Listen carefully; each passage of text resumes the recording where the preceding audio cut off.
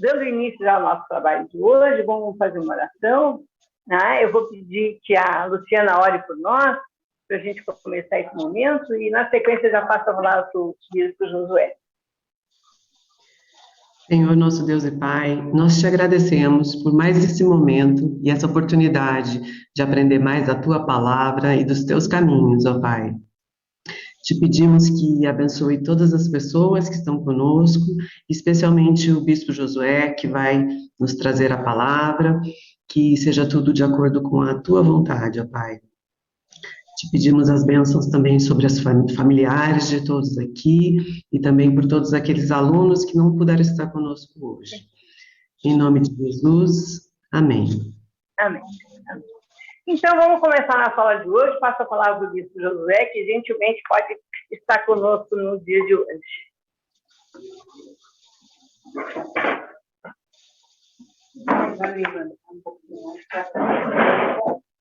Bom, gente, um bom dia a todos, a todas, aos presenciais, né, e aos midiáticos. Presentes estão todos, né? Então tem os presenciais e os midiáticos, né?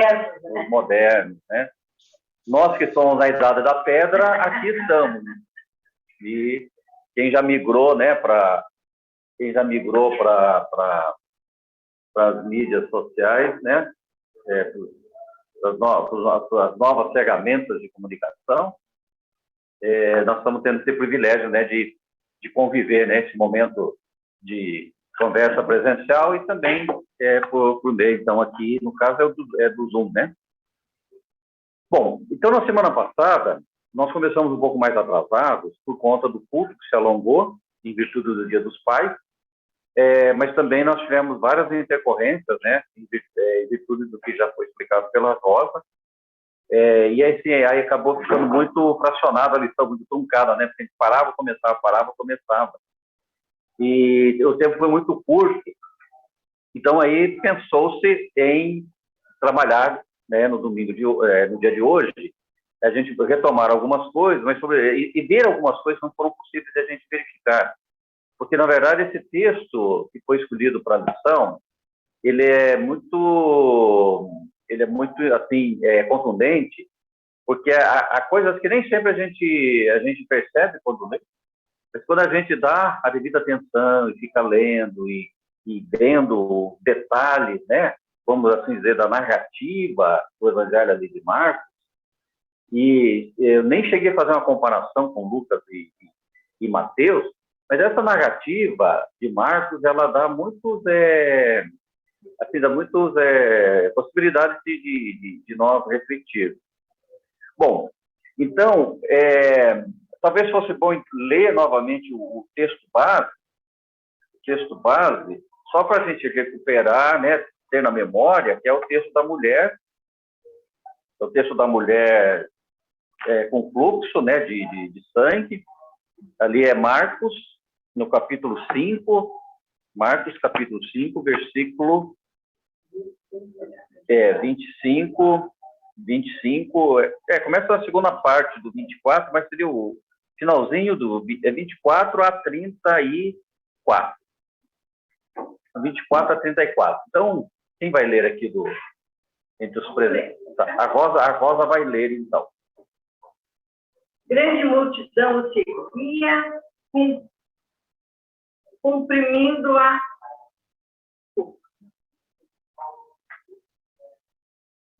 Grande multidão o seguia, comprimindo-o. Aconteceu que certa mulher, que havia 12 anos, vinha sofrendo de uma hemorragia e muito padecera à mão de vários médicos, tendo despendido tudo quanto possuía, sem contudo nada aproveitar, antes pelo contrário, indo a pior, tendo ouvido a fama de Jesus, vindo por trás dele, por entre a multidão, tocou-lhe a veste. Porque dizia: se eu apenas lhe tocar as vestes, ficarei curado. E logo se lhe estancou a hemorragia, e sentiu no corpo estar curada do seu flagelo. Jesus, reconhecendo imediatamente que dele saíra poder, Virando-se no meio da multidão, perguntou: quem me tocou nas vestes? Responderam-lhe seus discípulos: vês que a multidão te aperta, e dizem que me tocou. Ele, porém, olhava ao redor para ver aquela que fizera isso. Então a mulher, atemorizada e tremendo, cônscia do que nela se operara, veio, prostrou-se diante dele e declarou-lhe toda a verdade. E ele lhe disse: filha, a tua fé te salvou. Vai-te em paz e fica livre do teu mal. Isso.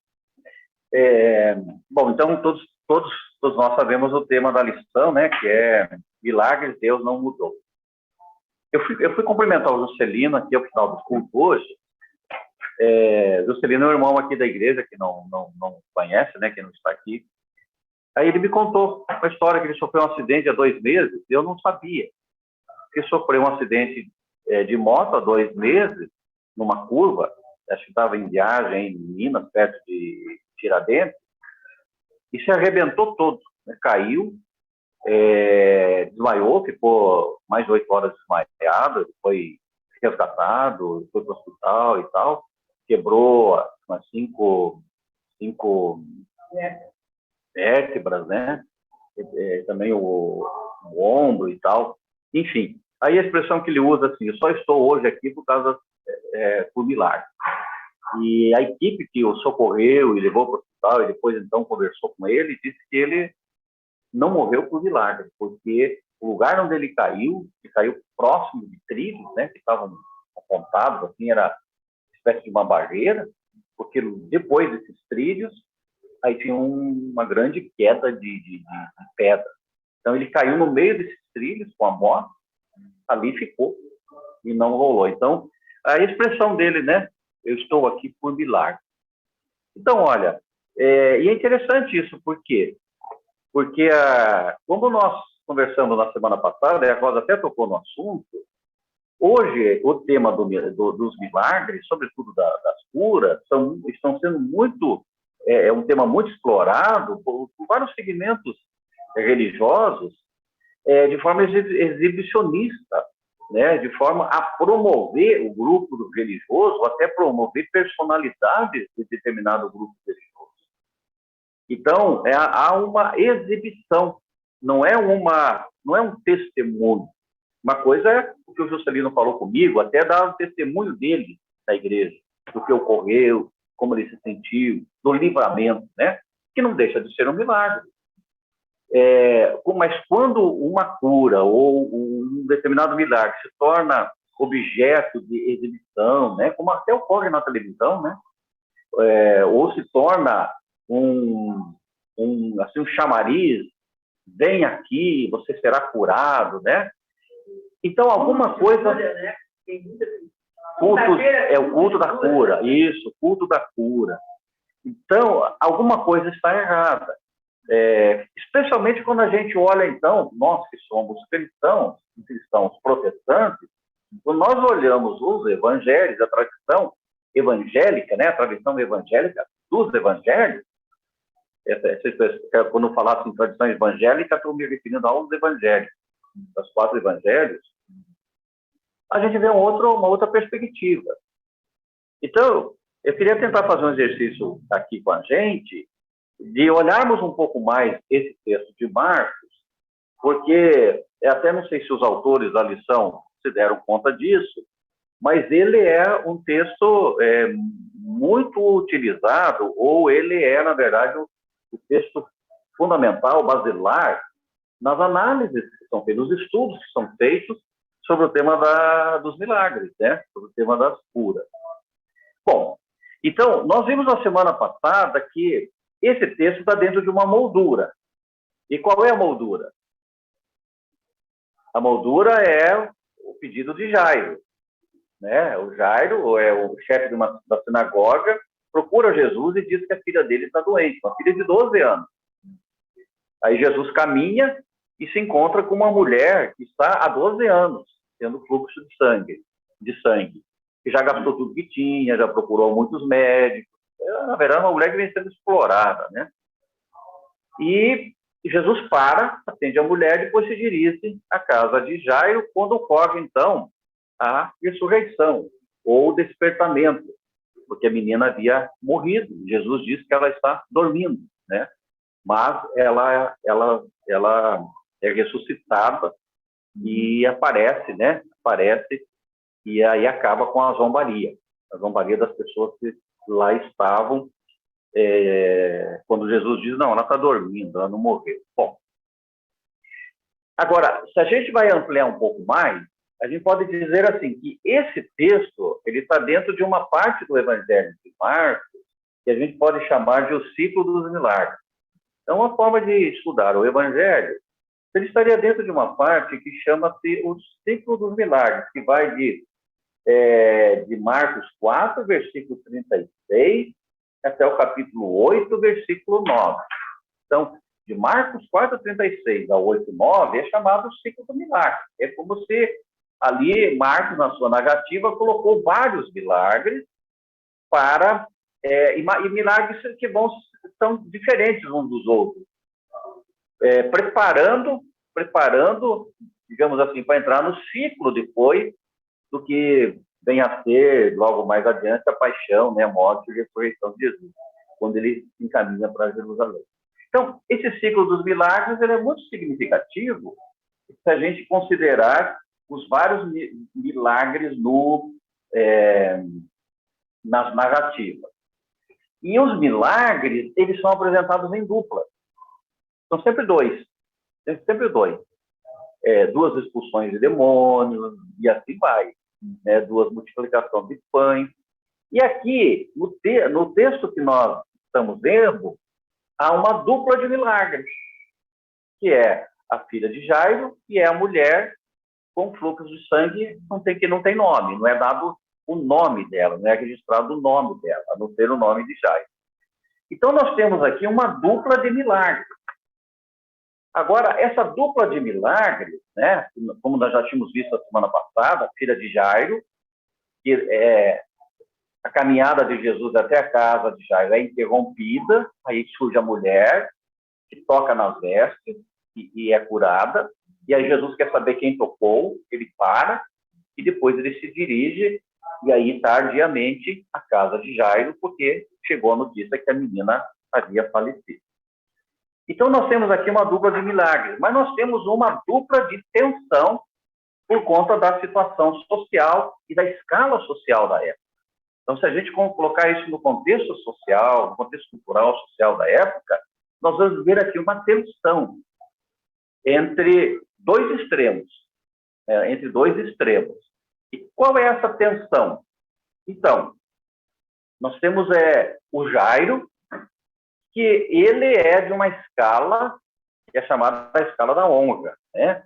Ou seja, ele é de uma escala superior lá, que é a escala da honra. Ele representa esse grupo social que é superior, e ele, por estar nessa condição, ele é responsável também pelas pessoas que com ele convivem. Então, ele é o chefe da sinagoga, ele é o chefe da casa, né?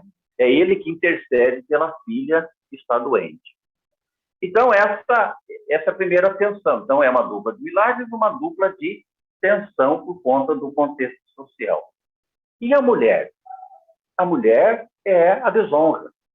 Se o Jairo, chefe da sinagoga, está lá numa escala social, a qual é atribuída a honra, a mulher está numa escala social, talvez, provavelmente, com certeza, mais baixa, né? A posição mais baixa na escala social, onde há desonra ou vergonha. Né?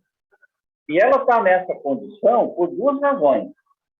Por ser mulher, estar sozinha, né? Por ser não ter família, é uma mulher sozinha. Então, ela por conta da condição de gênero, né? Por ser mulher, ela já é discriminada e ela está há 12 anos com uma hemorragia e não encontra solução. Já foi em vários médicos, gastou tudo que tinha, ela se tornou uma mulher agora empobrecida e está no meio da multidão. Estar no meio da multidão significa estar numa situação de pobreza, que hoje nós chamamos de vulnerabilidade social, né? Então, ela está nessa condição. Ela sofre uma dupla discriminação, por ser mulher e por estar doente. E, portanto, ela está naquela escala da categoria social lá da pobreza. E ela vem sendo explorada, logicamente, por vários médicos, né? Na época a medicina não era desenvolvida como hoje, né? Mas pessoas que eram curandeiras e que cobravam pelos serviços prestados. E ela vem sendo explorada e ela se torna também uma mulher assim, empobrecida. Então, essa dupla tensão, né? Um caso, né? Um episódio que acontece no âmbito dessa escala social da honra e da desonra. Então, isso tem que ser percebido também. Por quê? Porque nós estamos dentro de um ciclo chamado ciclo dos milagres. Então, conforme a gente vai lendo, a gente vai enxergando essas relações, né, que vão ocorrendo. Expulsão de demônios, acalma o mar, são curas, e assim por diante, multiplicação do pão, e assim por diante. Então, são vários que vão ocorrendo. Bom, agora, a gente olhando para esse texto, a gente vai ver também que há uma dupla forma de aproximação. Então, as pessoas que se aproximam de Jesus, as duas pessoas aqui, o Jairo e a mulher que não tem nome, né? As duas pessoas que se aproximam de Jesus o fazem de forma diferente. Então, é importante observar isso? É importante, porque Marcos está construindo uma narrativa que ele interpretou como o que Jesus vinha fazendo, e assim ele registra. E acho que é bom dizer, né? Marcos foi o primeiro evangelho a ser escrito. Embora nós tenhamos na Bíblia Mateus, Marcos, Lucas, João, Marcos foi o primeiro. E Marcos foi fonte de Mateus e de Lucas. Na verdade, quando a gente lê o Evangelho de Marcos, a gente lê parte de Mateus e parte de Lucas, porque Marcos está inteirinho dentro de Mateus e dentro de Lucas, né? Então, Marcos é a fonte principal, é o Evangelho mais antigo. E Marcos deve ter tido como fonte o Pedro, o apóstolo Pedro, Barnabé e outros. O Marcos é aquele jovem, João Marcos, que na primeira viagem missionária de Paulo e Barnabé, ele volta para casa, ficou com saudade da mamãe, e volta para casa, né, no meio da viagem, porque sentiu, a viagem era muito difícil. Ele volta para casa, aí na segunda viagem, o Barnabé quer levar o João Marcos, Paulo não aceita, eles discutem, Paulo escolhe outros colegas de viagem, companheiros de viagem, e o Barnabé fica com o João Marcos, né? E mais tarde, o João Marcos, Paulo chega a dizer, traz-me os pergaminhos e o João Marcos, que ele me é útil no ministério. Porque Marcos vem a ser o primeiro a escrever, né, a memória que o povo guardou acerca das ações e das palavras de Jesus. Bom, então, quais são essas duas formas de apresentação? Isso é importante para a gente fazer depois também um paralelo com as narrativas na literatura rabínica, né, literatura judaica, e também outros textos que é chamado de pagão, né? Eu trouxe até aqui um livro daí quero mostrar uma coisa desse livro aqui para vocês. Bom, qual é essa dupla forma de aproximação? Então, olha, Jairo, chefe da sinagoga, escala superior, como é que ele se aproxima de Jesus? Ele se aproxima rapidamente. Ele não sai da multidão, porque ele não está na multidão. Ou ele está junto com os discípulos, tudo indica que ele era um discípulo, não fazia parte dos 12, mas ele era um dos discípulos. Ele acreditava em Jesus, ele tinha fé em Jesus ali, de que aquele personagem poderia curar a sua filha. Então ele se aproxima rapidamente. E ele se aproxima sem receio, sem vergonha, sem receio nenhum. Ele, numa escala social, talvez ele até coloque Jesus na mesma escala social ou uma escala inferior, né? Que Jesus é filho de carpinteiro, então ele não está lá no topo da escala. E assim, o Jairo se aproxima, se ajoelha, né? Se ajoelha, se prostra diante de Jesus, mostrando respeito e fé, e pede para ele curar a sua filha. Então, isso é uma forma de aproximação. De onde o Jairo sai, chega tão rapidamente até Jesus, uma vez que a multidão está em cima de Jesus. Né? Jesus havia acabado de atravessar o mar, né? O mar da Galileia, o mar de Genezaré, enfim, e ali há essa aglomeração de pessoas esperando. Então, por certo, ele está num lugar privilegiado, junto com os discípulos, e não há nenhum impedimento, né, para ele chegar. Quando Jesus ouve o Jairo, ele imediatamente vai acompanhá-lo. Ele segue Jairo até a sua casa. Mas eis que no caminho, uma mulher, 12 anos doente, está na multidão, ela consegue romper a multidão e tocar nas vestes de Jesus, porque para ela bastava tocar nas vestes que ela seria curada. Os dois procuravam a mesma coisa. O Jairo a cura da filha, a mulher a cura de si própria. E ela faz isso. Ela faz isso com receio, né, com medo. Ela é uma classe inferior, ela é discriminada. Ela deveria, inclusive, estar apartada, né, do povo, porque a mulher sangrando, a mulher doente, é considerada o estado de desonra. É uma vergonha. Então, essa mulher é segregada, assim como os leprosos eram segregados. Então, a mulher, enquanto está no período de sangramento, até no período menstrual, a mulher é segregada, ela fica separada. Tocar numa mulher com hemorragia era tornar-se tão desonrada, tão impura como ela. E ela tocar em alguém seria transformar essa pessoa também numa situação de desonra. Então, essa mulher, com todo o receio, com todo o medo, ela rompe a multidão e só toca nas vestes de Jesus e é curada. E alcança o benefício que ela queria. Então, olha, são duas formas de aproximação, né? Alguém tem acesso livre e alguém que tem um acesso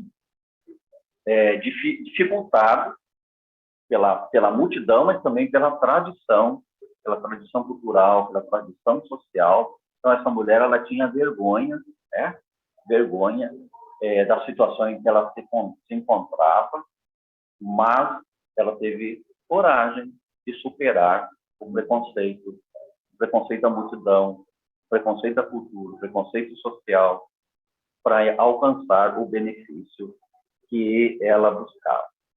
Mas olha, aí na sequência, a gente pode dizer, nós temos aqui uma dupla ação de Jesus. Tá? Uma dupla ação de Jesus. Então, isso é uma construção narrativa. Há um objetivo. Né? Há um objetivo em toda essa construção narrativa que vem ocorrendo desde o início lá do que nós estamos chamando de ciclo dos milagres, né? Lá de Marcos 4, 36. Bom, uma dupla ação de Jesus. Então, primeira ação de Jesus. Ele ouviu o Jairo chegou na frente dele, né? Se ajoelhou, se prostrou. Então, ele viu e ouviu o Jairo, chefe da sinagoga, e se dirigiu com ele até a sua casa. Então, ele caminha com o Jairo. Os discípulos estão juntos e a multidão está aglomerada. Então, essa é a primeira ação de Jesus. Mas, eis que no caminho, ele é interrompido. Ele sente que alguém tocou nas suas vestes. Os discípulos querem dizer, mas claro que tocaram essa montoeira de gente, mas Jesus, não, esse toque foi diferente. Foi um toque apressado. É um toque nas vestes, receioso, mas confiante. E ele quer saber quem tocou. E aí vem o problema. Os discípulos devem ter imaginado, bom, ele vai repreender a pessoa. E a mulher? Quando Jesus quer saber quem tocou, como é que fica a mulher? Agora eu vou ser desmascarada. Eu vou ter que me revelar. Não dá mais para ficar no anonimato, não dá mais para esconder-se na multidão. E aí, o que vai ocorrer agora? Ela vai ser exortada, ela vai ser apedrejada, porque ela rompeu com uma questão cultural, social. Jesus vai retirar a cura e ela vai continuar na mesma situação. Então, o que essa mulher faz? Bom, ela se revela. Ela se revela, fui eu. E aí Jesus olha para ela e diz algo que vai além do que ela esperava. Né? Qualquer um esperava, né? De que qualquer um esperava. Vai além. Então, olha, são duas formas de ação de Jesus. Ele olha para o Jairo e se dirige para a casa dele. No caminho, alguém toca, ele quer saber quem é uma mulher doente, e Jesus olha para ela e diz assim: vai em paz, filha, a tua fé te salvou, você está curada.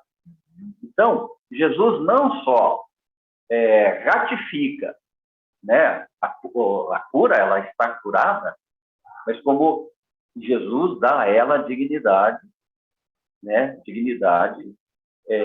quando a chama de filha, a tua fé te salvou, então você está curado. No entanto, a fé da mulher, ela buscava simplesmente a cura, mas ela levou para casa muito mais do que a cura. Então, esses jogos assim de palavra que vai sendo construído aqui por Marcos, é importante perceber. Por que Marcos ele ressalta o episódio da mulher no meio, né? Justamente no meio do caminho. Então, e aí é importante a gente olhar o seguinte, que Jesus, ele priorizou quem saiu da multidão e tocou nas suas vestes. Jesus poderia rapidamente continuar seguindo o Jairo. A menina está morrendo. Não, mas Jesus parou. Quem foi que me tocou? E não numa perspectiva de exortar, de repreender a pessoa, mas numa perspectiva de acolher a pessoa, de saber quem era, e olhar para essa pessoa e dizer: a tua fé não só te curou, a tua fé te salvou. Né? É um jogo de palavras, mas é muito significativo, porque Jesus vai sempre puxando as curas e os milagres para essa perspectiva da salvação. Bom, então, nós temos mais uma dupla ainda de coisa ao final que eu quero ainda colocar, mas é só fazer assim alguns breves comentários que a gente já até viu na outra aula. Eu acredito, eu não me lembro tudo que a gente chegou a ver. Então, olha, os atos de Jesus, esses atos, dentro desse ciclo, os atos de Jesus estão sendo praticados junto à multidão. Mas os discípulos estão sempre juntos. Então, o que Jesus está fazendo? Ele está atendendo às necessidades da multidão. Mas Jesus está ensinando os discípulos. Porque os discípulos precisarão crer, precisarão acreditar, não só nos milagres, mas precisarão acreditar muito mais do que nos milagres. Os milagres, Deus sempre fez e Deus sempre os fará. Mas Jesus não quer os discípulos confiando em milagres. Né? Ele quer os discípulos numa outra perspectiva. Então, esses sinais, essas curas, são feitas para a manifestação do poder de Deus, sim, para a manifestação da graça de Deus, sim, mas, sobretudo, são atos salvíficos para educar, para ensinar os discípulos para algo que viria a acontecer. Então, isso é importante porque isso vai aparecer lá no segundo momento da cura da filha de Jairo, né? Então, a construção dessa narrativa, ela vai ficar bem lá evidente. Uma outra questão que está aqui, que eu acho que é no final do versículo... deixa eu pegar aqui agora. Do versículo... É aqui, no final do... É lá no versículo 43, depois da ressurreição da filha de Jairo, quando eu vou ler aqui. Quando Jesus diz assim: mas Jesus ordenou-lhes expressamente que ninguém o soubesse, e mandou que desse de comer a menina. Então, Jesus, sempre que vem ocorrendo esse milagre, junto à multidão e os discípulos assistindo, ele pede o que os comentaristas chamam de o segredo messiânico. Não contem para ninguém, não proclamem, não falem para ninguém. Ele vem pedindo isso várias vezes. O Evangelho de Marcos mostra muito isso. Várias vezes Jesus pedindo: não falem para ninguém, né? Não contem para ninguém, não proclamem. Por quê? Jesus quer que os discípulos aprendam a confiar. E não quer ser proclamado, ser conhecido como curandeiro, né? Como curador, como curandeiro, como milagreiro. Isso já existia muitos até na época. É muito curandeiro, muito milagreiro. Então, Jesus não quer ser conhecido como mais um que realiza milagres. Então, há todo um propósito nessa construção, nos quais os milagres são importantes. Né? Nos quais os milagres são importantes. Então, ele vai pedir o segredo messiânico. E Jesus só vai autorizar os discípulos a proclamarem, então, que ele é o Filho de Deus, e que, então, cura, salva, tal, etc., tal, depois da morte e da ressurreição. Agora sim, o ciclo está completo. Jesus morreu, né? A paixão, a morte, a ressurreição. Agora proclamem que o Filho de Deus morreu na cruz, ressuscitou, cura, salva, alcança as pessoas, né? Por quê? Ele não será mais conhecido como curandeiro, como milagreiro, mas sim como o Filho de Deus que encarnou, que morreu e que nos trouxe a salvação pela fé. E todas as ações de Deus são atos salvíficos para alimentar a fé do crente, né? E para alimentar a fé dos discípulos. Então, essa é toda assim a construção, digamos assim, a interpretação que a gente pode fazer a partir dos evangelhos, né? E é justamente aquilo que nós, enquanto uma comunidade, uma igreja cristã, evangélica, sempre acreditou. Isso é para nós. Não negamos os milagres, reconhecemos os milagres. Como eu acabei de falar aqui do Juscelino, nós reconhecemos isso. É um milagre. Mas nós não tornamos os milagres em exibicionismo. Nós não tornamos os milagres em promoção pessoal. Por quê? Porque eles são sinais do poder de Deus. É Deus que cura. Mas Deus cura seguindo assim, os caminhos normais da vida. Hoje, por exemplo, até o pastor falou e orou, né? Hoje nós temos a medicina. Quantas doenças são curadas via medicina? Imagine se nós tivéssemos, alguns anos atrás, com a pandemia da Covid, e não tivéssemos a ciência, não tivéssemos a medicina. Seria uma exterminação. Na história humana, existem várias comunidades, várias tribos que foram exterminadas por conta de doenças. E que não havia cura, né? Então, hoje, muita gente morreu, sim, mas muita gente não morreu por conta da ciência. E não é um milagre? né? Não é um milagre? É um milagre. Ah, mas muitos morreram. Sim, muitos morreram. Mas se não fosse o milagre da ciência, milagre do desenvolvimento, né, da medicina, muitos mais teriam sido exterminados. Comunidades inteiras teriam sido exterminadas, né? E assim por diante. Bom, então, para não alongar demais aqui, nossa, está indo. Aí, a gente tem mais uma dupla de fé, daí já vou para a gente encerrar e abrir para a gente conversar. E tem mais uma dupla de fé. Uma dupla de fé. Então, vamos pensar assim. A primeira fé é a fé original do Jairo. O que o Jairo queria? Que Jesus curasse a filha. É a fé original do Jairo. Ele não está errado. Ele tem fé em Jesus. Depois, a fé da mulher, digamos assim, a fé primitiva da mulher. Qual era a fé primitiva da mulher? Ela queria ser curada da hemorragia e ir embora, voltar para casa, voltar à vida normal, deixar de ser explorada, viver na pobreza, né? Mas viver dignamente, sem a doença. Essa era a fé primitiva dela.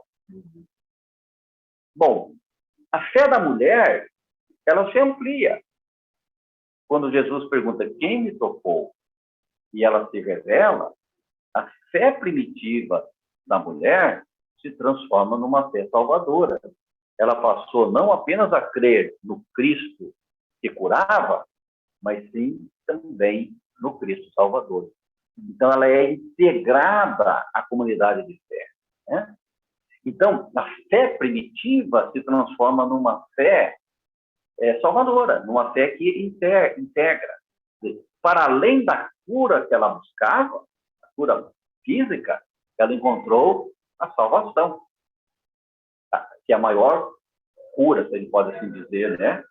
Que é a maior cura, né? A maior expressão do amor de Deus. A fé do Jairo, que era a fé original, se transforma no quê? Vamos assim dizer, numa fé plena, porque a filha dele morreu. Quando Jesus chega, né, os dedos duros já tinham avisado que, não, a filha morreu, né? Sua filha morreu, já é tarde. E Jesus continua indo com o Jairo. Quando chegam lá, eles, não, a menina já morreu. Jesus falou, não, ela não morreu, ela está dormindo. Aí o pessoal fica ridicularizando. Aí Jesus entra na casa, leva 2 ou 3 discípulos, acho que é Pedro e Tiago, e o pai e a mãe. Só eles entram na casa. E aí Jesus volta dizendo, não, a menina está bem, ela estava dormindo. E o pessoal fica dando avisado lá fora. Até que Jesus manda trazê-la, né? Traz pelas mãos. Então, o que ocorre aqui? Jairo procurava a cura da filha. E Jairo encontrou a ressurreição, que exemplifica algo que vai acontecer mais adiante, né? Que é a fé na ressurreição. Você está querendo falar, né? Eu fiquei encantada com os 2 exemplos, porque eu acho que, tanto num quanto no outro, Jairo e a mulher são chamados a ser participantes, né, do milagre da ressurreição, do milagre da cura. Eles não são passivos. Eles não são passivos. É a sua fé que traz. Então, se ela não tivesse fé, ela não teria sido salva. Se Jairo não cresce, a filha não teria sido curada, retomada a vida, ressurreta da vida. Então, assim, nós somos participantes da obra, teologicamente falando, eu acho que isso é fascinante. Isso mesmo. E ambos rompem com uma certa, assim, as fronteiras culturais e sociais. O Jairo é chefe na sinagoga. Ele vai procurar um viajante, um estrangeiro, um romeiro, né? Então, ele rompe com uma cultura. Ele está numa escala superior, ele não precisava buscar uma pessoa que estava caminhando, né, acompanhado de multidões. A mulher é a mesma coisa, ela rompe, porque a ela era proibido se aproximar, né, de qualquer pessoa. Então, é isso mesmo, são pessoas passivas. Porque aí, o que se espera na sequência? O que está no centro dessas narrativas? Portanto, no centro dos relatos de milagres? E é a fé. A fé está no centro dos episódios. Mas qual fé? A fé na ressurreição de Cristo, que vai ocorrer mais à frente. Então, qual é a razão de toda essa narrativa dos milagres? É a fé no Cristo pura? Ou é a fé no Cristo que salva? É a fé no Cristo que ressuscita. Portanto, que salva, que cura, que está com a gente, que caminha conosco. Então, quando Jairo confia na ressurreição da sua filha, por certo, ele vai crer na ressurreição de Cristo. Que exemplifica, né, que os discípulos também crerão na ressurreição de Cristo.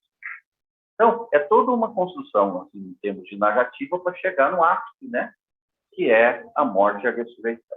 E agora, sim, para a gente terminar e abrir para vocês, quer dizer assim, tudo converge para isso, ou seja, a fé na ressurreição de Cristo. Por quê? Os milagres são atos salvíficos de Deus. Não são atos isolados, mas são atos salvíficos de Deus.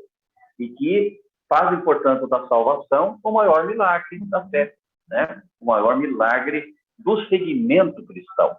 E aí a gente vai encontrar aqui na lição, vocês vão pegar ali na lição do aluno, 1, 2, 3, 4, 5 conclusões que a lição dá justamente sobre essa questão da fé. Bom, então, é uma fé, na verdade, é uma fé transformadora que compromete o crente com os valores do Evangelho de Cristo. Então, queremos que Deus cura? Queremos que Deus cure? Queremos. Mas nós queremos muito mais na salvação a partir da ressurreição de Cristo, que nos compromete com a mensagem de salvação, com a mensagem de amor, com a mensagem de esperança, com a mensagem de acolhimento. Ou seja, é a fé plena, né? Se a gente pegar aquele jogo ali de palavras, é a fé plena do Jairo. Agora, uma coisa, se a gente, para terminar então, se a gente comparar com relatos de milagres, ou com narrativas de milagres, nos evangelhos, com outras literaturas, por exemplo, a literatura judaica. Então, se a gente pegar, fazendo uma comparação, e com o que é chamado também de literatura pagã, por exemplo, não, nem judaica, nem cristã, nem evangélica, outras literaturas, que é o que esse autor aqui trabalha, a gente pode perceber o seguinte: nos evangelhos, os milagres são feitos por Jesus não para próprio benefício. Ele não quer mostrar que é o tal, o Filho de Deus. Tanto é que ele pede o segredo messiânico. Não contem para ninguém. Os milagres atendiam às necessidades da multidão, mas eles tinham o objetivo de proclamar que o Cristo, né, Jesus, ele morre, é crucificado, mas ressuscita. Então, a fé na ressurreição é importante. Agora, quando a gente pega os milagres na literatura judaica, a gente vai ver que há uma ênfase, um destaque maior para os milagres relacionados à chuva. Então, é o rabino que tirava a sandália e chovia. Tirava a sandália para orar lá e chovia. Então, são muitos relatos de milagres sobre chuva. Então, o povo nômade, ou mais o povo trabalhava na agricultura, precisava da chuva. Então, há muitos milagres sobre chuva, porque era uma necessidade, possivelmente. Os evangelhos vão mostrar uma multidão carente e que precisam do quê? Do pão para comer, né? Precisa atravessar o mar e tem tempestade, estão numa extrema situação de depressão, também a libertação dos chamados demônios, né, os endemoniados, estão doentes. Então, isso tudo vem sendo atendido. Na tradição rabínica, nós vamos encontrar muitas curas muitas milagres de chuva, porque era uma necessidade. Bom, quando a gente pega os milagres nos textos pagãos, né? Não gosto muito de usar essa expressão, mas eles costumam ser personalistas, sempre um personagem, né? Uma personalidade. Essa personalidade cura, essa personalidade faz milagres.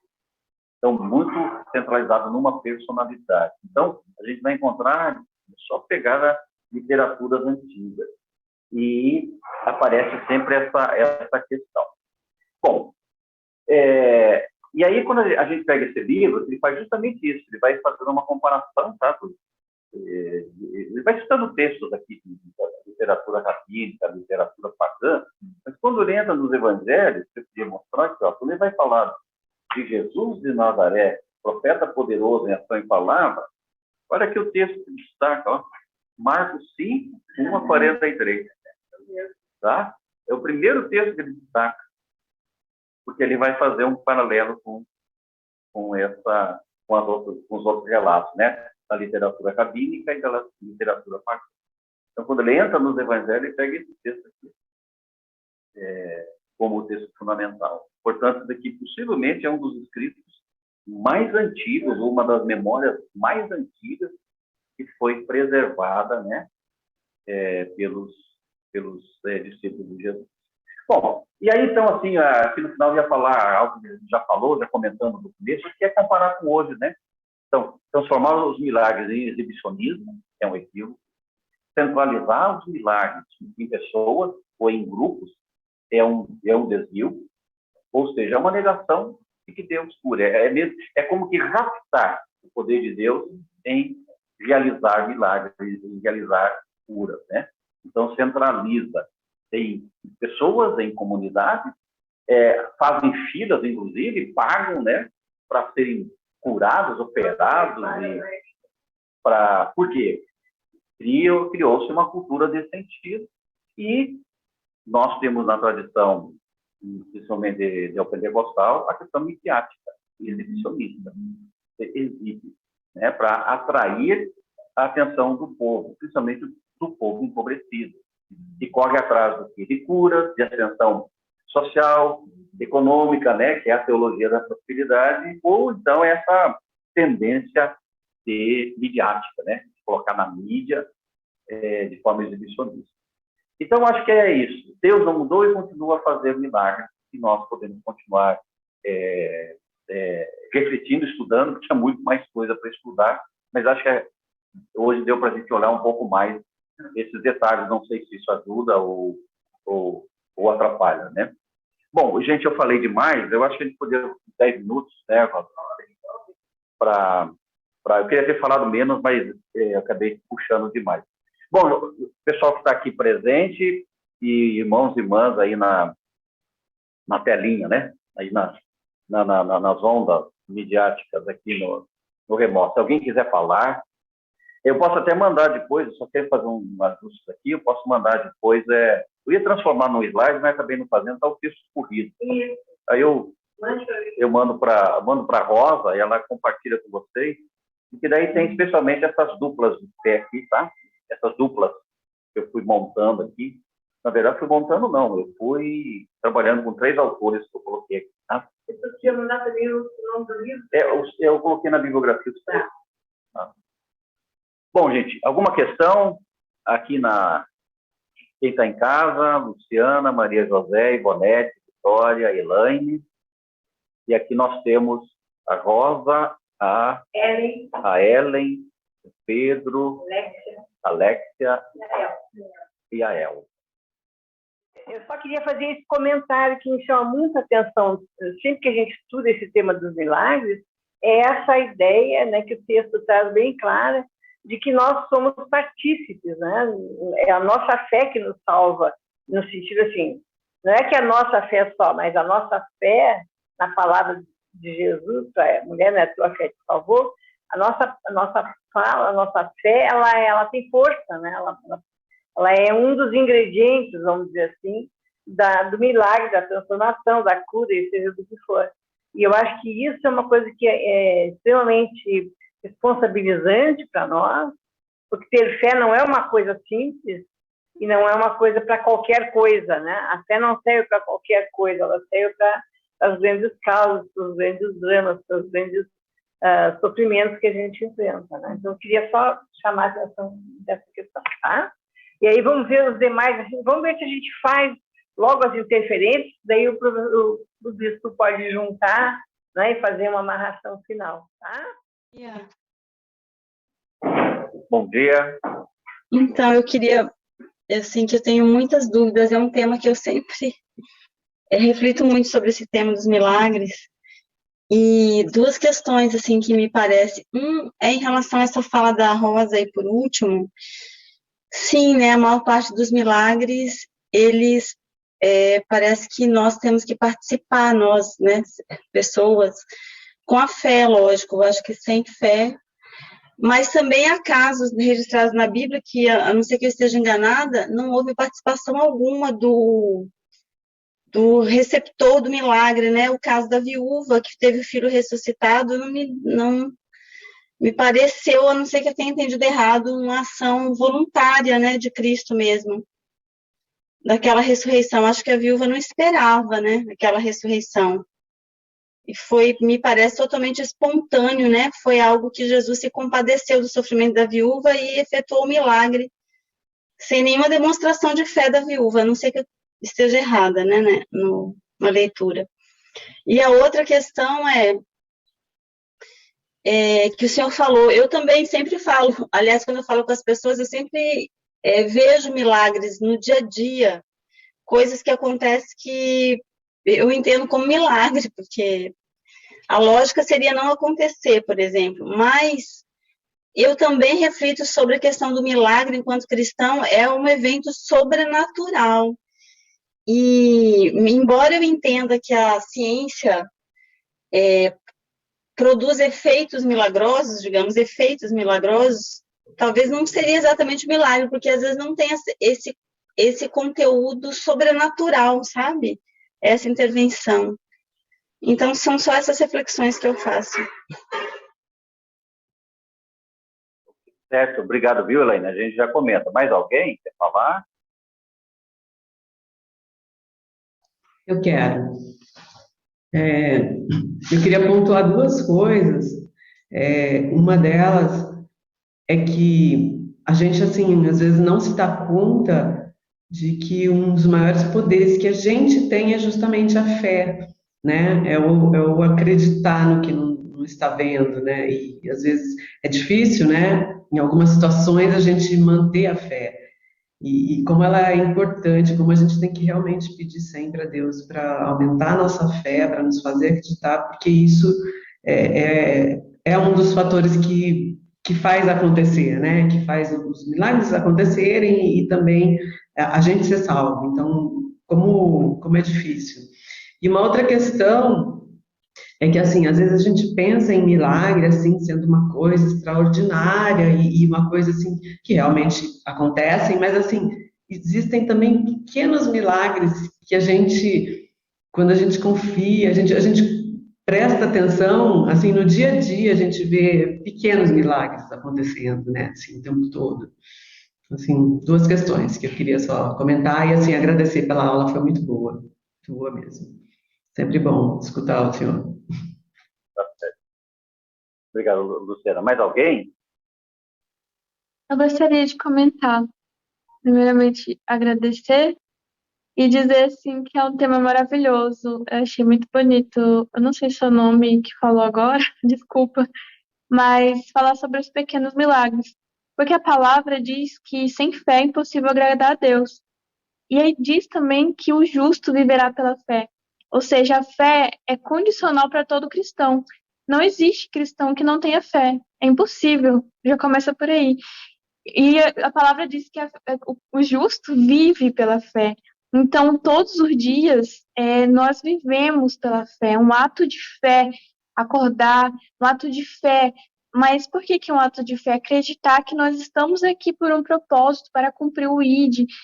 E é muito bonito a gente também exercer fé não só naquilo que diz respeito às nossas circunstâncias ou às circunstâncias impossíveis, mas exercer fé no nível de confiar em Deus e exercer fé também nas circunstâncias dos outros, dos amigos. Por exemplo, aquele caso do paralítico, que os amigos colocaram ele lá, e Jesus falou assim: a fé dos teus amigos te salvou. Então, é só isso mesmo que eu queria pontuar e dizer que Deus é maravilhoso. Isso mesmo, obrigado, Vitória. Não sei se mais alguém. Então, ó, eu vou começar de trás para frente. Isso mesmo, viu, Vitória? É que você colocou, né, que corrobora com o que a Luciana também falou, nós vivemos pela fé, o justo vive pela fé. Então, o que nos sustenta é a nossa fé. E nossa fé é o quê? Nossa fé em Deus, nossa fé em Jesus, nossa fé na ressurreição de Cristo, que é a maior evidência do amor de Deus para conosco. A nossa fé não está pautada nos milagres, né? Ela está pautada na nossa fé em Cristo Jesus. O que não significa dizer que nós não cremos nos milagres, nós não acreditamos nos milagres. Então é isso mesmo, o fundamental é a fé em Cristo Jesus, que nos faz, então, perceber pequenos milagres, pequenas ações, né, ou pequenas ações, ou ações da vida, ações de Deus, que nos alcançam e que nos fazem perceber que, de fato, não estamos sozinhos, que, de fato, a graça de Deus nos acompanha. Então, são pequenos milagres que, normalmente, a gente não vão para a mídia, né? Não ganham o exibicionismo. Nem nós fazemos isso.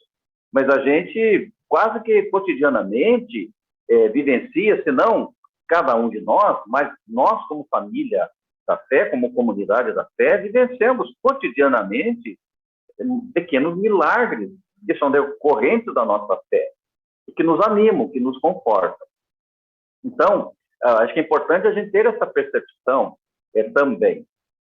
Com relação a milagres, de fato, a compreensão que se tem, né, que a Elaine coloca, é que o milagre é algo sobrenatural, que está além daquilo que eu posso fazer.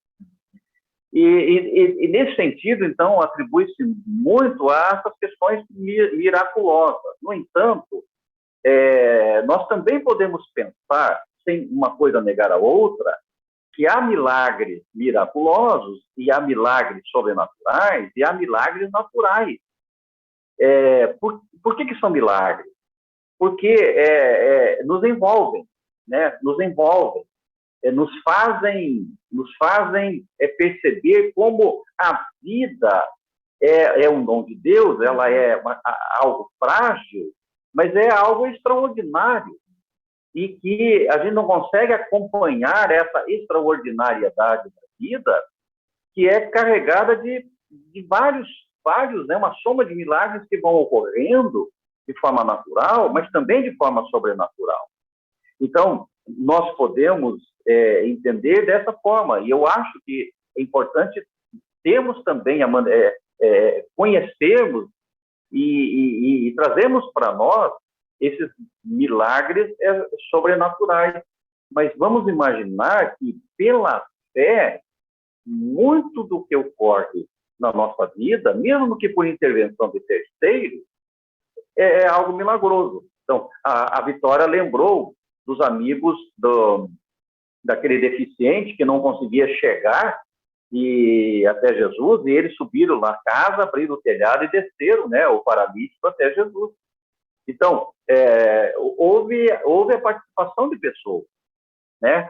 E muitos milagres na nossa vida é a participação de pessoas. Então, são coisas que vão ocorrendo. E assim eu diria, viu, Elaine, no caso da viúva que você cita, a viúva, nessas condições que ela estava, a situação dela era a mesma da mulher com hemorragia.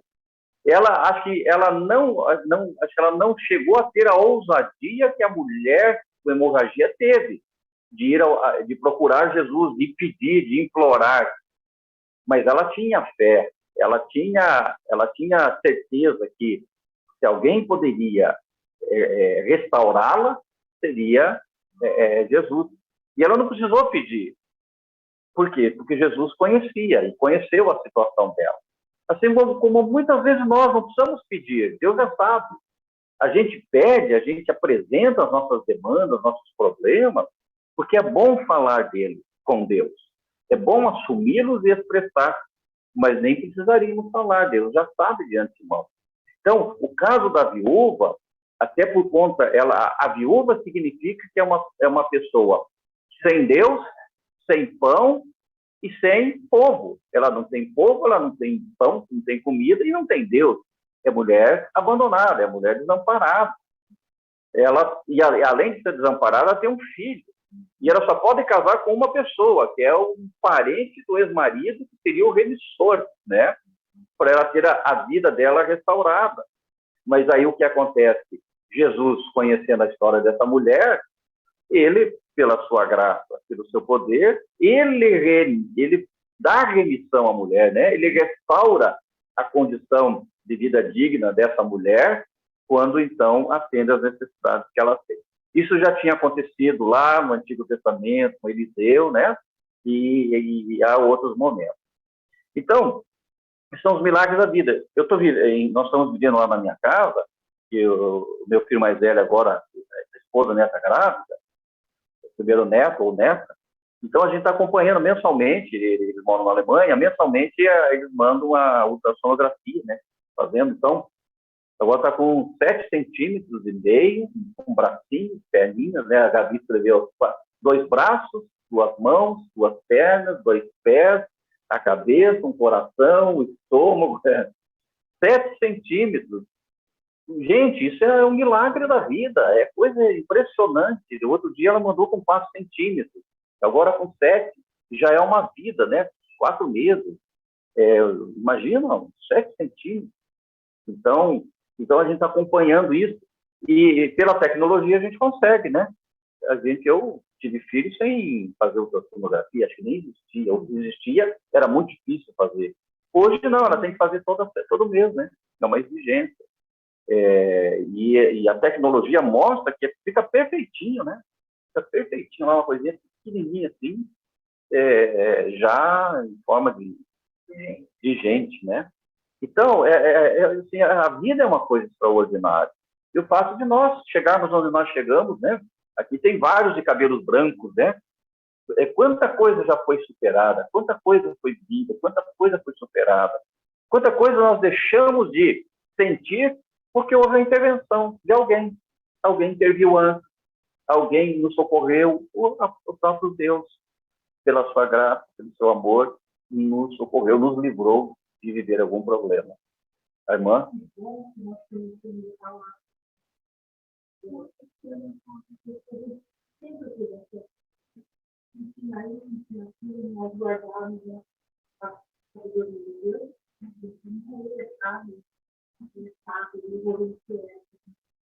Agora, também ser capaz de reconhecer os pequenos milagres do dia a dia, denota de novo, né, a felicidade que Deus nos dá para perceber. Se outras pessoas olhariam para essa exame e diriam, não existe aqui na gente ainda, né?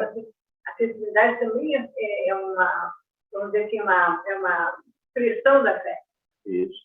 Não, exatamente, isso mesmo.